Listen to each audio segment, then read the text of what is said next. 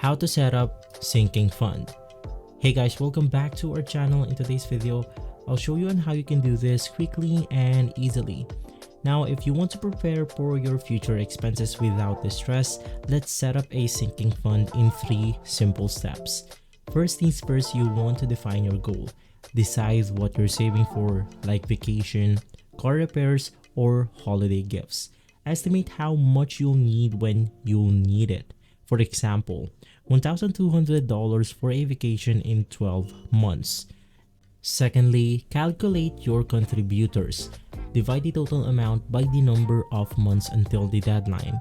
In this case, $1,200 divided by 12 is equivalent to $100 per month. And so to set it up, open a separate saving account or use an envelope system. Automate your saving with monthly transfers or manually deposit the money to stay consistent. Now when the time comes, use the funds guilt-free. It's what you've planned for. Now that you're ready to handle any expense stress-free, what's your first sinking fund going to be for?